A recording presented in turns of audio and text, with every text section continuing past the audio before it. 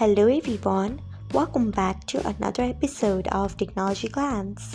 Today in this video, I'm going to guide you through how you can enable personalized ads on X. So let's get started.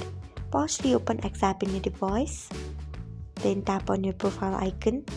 Next tap on Settings and Privacy. After that, tap on Privacy and Safety. Then scroll until you find Ad Preferences. Next tap on it.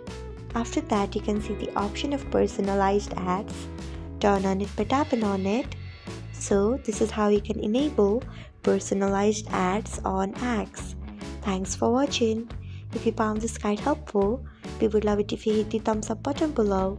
We upload great new tech tutorials like this one every day, so do not forget to subscribe to our channel and hit the bell icon so that you'll never miss another update.